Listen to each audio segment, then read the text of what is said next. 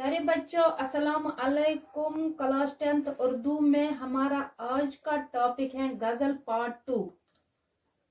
प्यारे बच्चों, इससे पहले गजल का पार्ट फर्स्ट हमने पढ़ा और उसमें हमने गजल क्या है या गजल की खुसूसियत क्या है वो भी पढ़ा था।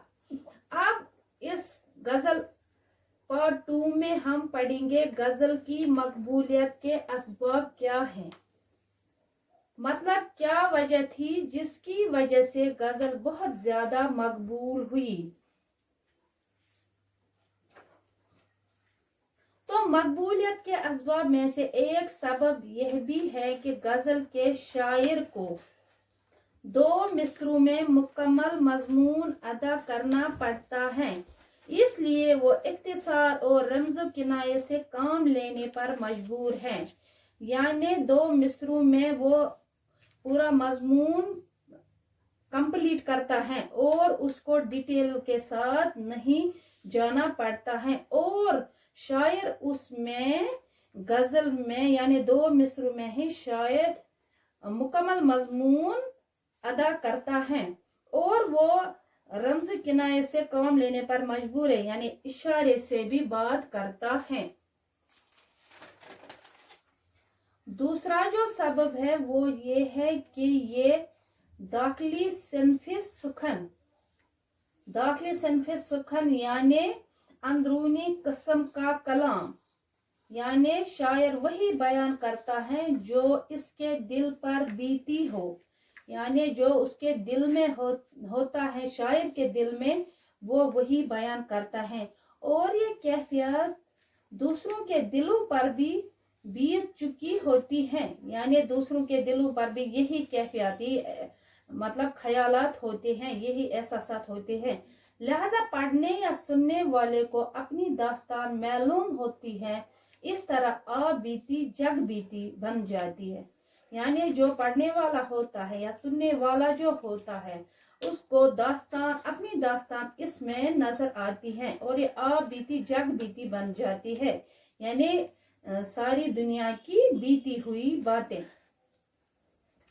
प्यारे बच्चों, तीसरा सबब ये है कि गजल का खास मजमून इश्क रहा है, और इश्क वो जज्बा है जिससे कोई दिल खाली नहीं है, यानी खास मजमून इश्क रहा, यानी गजल में तो हम देखते ही है इश्क और माशूक की कहानियां, और इश्क वो जज्बा है, यानी इश्क वो जज्बा है जिससे कोई दिल खाली नहीं, यानी हर एक के दिल में इश्क है। यूं इश्क के तो 1000 रंग व रूप है, यानी इश्क के तो 1000 रंग रूप, मसलन माँ का बेटे से, बाई का बहन से, शवहर का बीवी से, वगैरह वगैरह, ये तो इश्क के रंग है।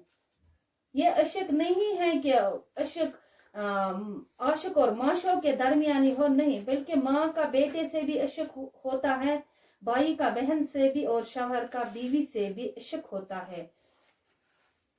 प्यारे बच्चों, गजल अपनी इब्तिदाई मंजिल में इसी जज्बे के इजहार के लिए वक़्त थी, यानी पहले पहले जो गजल के मंजिल थे वो इसी जज्बे के इजहार के लिए वक़्त थी, यानी इश्क और माशूक के दरमियान तक ही ये महदूद थी।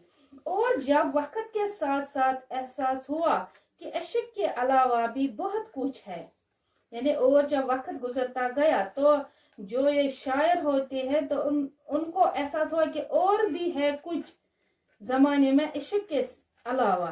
तो इसका हल ये निकला कि गजल के शायर ने दुनिया जहां की बातें भी कही, यानी दुनिया इश्क व माशूक के अलावा दुनिया जहां की बातें भी कही, मगर उनको भी हुस्न इश्क के पैराए में कही, यानी शायरों ने उनको भी दुनिया जहां की बातें भी कही गजलों में, मगर उनको भी हुस्न इश्क के पैराए में, यानी उनके इश्क हुस्न व इश्क के साये में ही कही गई। जैसे मिसाल के तौर पर शायर फैज की शायरी में ये अलामतें जरूर इस्तेमाल हुई, मगर इनके माने मुख्तलिफ है। मसलन माशूक से मुराद मुल्क व कौम लेते हैं, आशिक से मुराद मुहब्बी वतन और रकीब से मुराद मुल्क व कौम। यानी आशिक से मुराद मजनू नहीं बल्कि महबी वतन यानी वतन की मोहब्बत, और रकीब से मुराद मलक व कौम का दुश्मन यानी अपने अशिक का दुश्मन नहीं बल्कि कौन, मलक व कौम का दुश्मन। प्यारे बच्चों, गजल का चौथा जो सबब है वो है गजल का फन रमजो ईमा का फन है। रमजो ईमा का मतलब यानी शायर इशारे किनारे में बातें करता है। आपको पता ही होगा जब भी हम कोई शेर पढ़ते हैं तो हमको सारी की सारी बातें समझ में नहीं आती, तो शायर क्या इशारे और किनारे में बातें करता है यानी इशारों में बातें करता है। मसलन शायर कहता है, न हम समझे न आप आए कहीं से, न हम समझे न आप आए कहीं से, पसीना पोंछिए अपनी जबीन से। यानी शायर क्या फरमाते हैं इसमें, शायर इस शेर में शायर नहीं बताता हम और आप से क्या मुराद है, मगर हम समझ लेते हैं कि हम आशिक के लिए और आप महबूब के लिए इस्तेमाल हुआ है। महबूब कहाँ से आ रहा है ये भी नहीं बताया जाता, लेकिन हम समझ लेते हैं कि वो रकीब के घर से आ रहा है, यानी महबूब रकीब के घर से आ रहा है।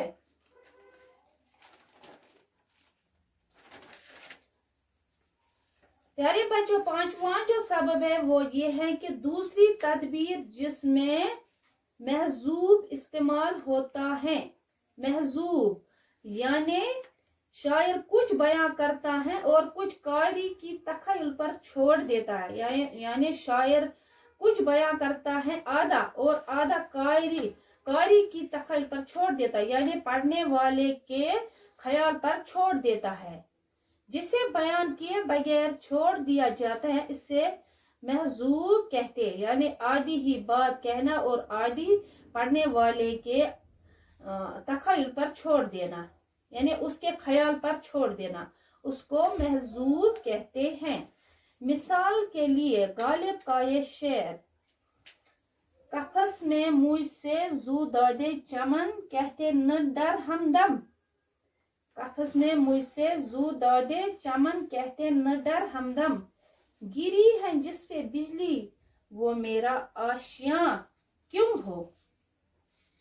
इसमें मजकूर कम और महजूब ज्यादा है, यानी इस शेर में जिक्र कम और छुपी हुई बात ज्यादा है। महजूब यानी छुपी हुई बातें।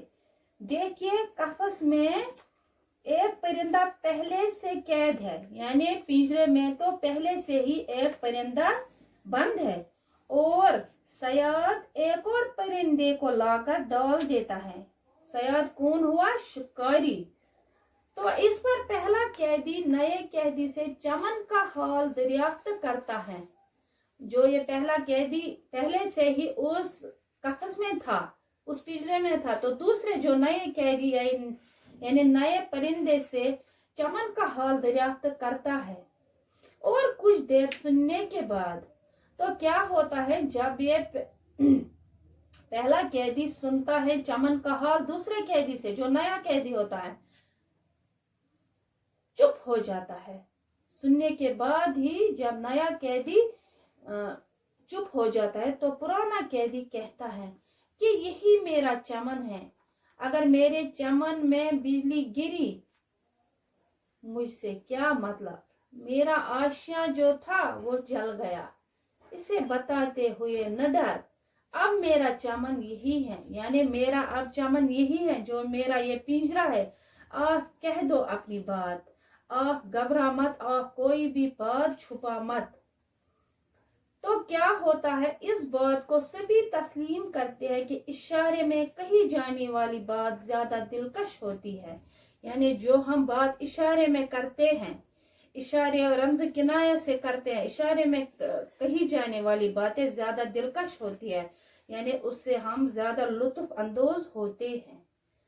तो प्यारे बच्चों, गजल की मकबूलियत का जो सबब है वो है, छठा जो सबब है वो है इबहाम। तो इबहाम पेचीदगी को कहते हैं, यानी जब बात वजाहत और फराहत के साथ नहीं की जाती है तो इसमें एक तरह की पेचीदगी पैदा हो जाती है। यानी कोई भी बात जब वजाहत या फराहत या आराम से या वजाहत से नहीं कही जाती तो इसमें एक तरह की पेचीदगी यानी उलझन में हम पड़ जाते हैं। पढ़ने वाला या सुनने वाला उलझन में पड़ जाता है, जिसे इब्हाम कहते हैं, और इससे शेर में हुस्न पैदा हो जाता है। यानी इसी इब्हाम से शेर में हुस्न पैदा हो जाता है, यानी सारी की सारी बातें हमें समझ में नहीं आती है तो हम उलझन में पड़ जाते हैं, तो उसी को कहते हैं इब्हाम। प्यारे बच्चों, आज के लिए बस इतना ही। इंशाल्लाह नेक्स्ट वीडियो में और पढ़ेंगे। तब तक के लिए अल्लाह हाफिज।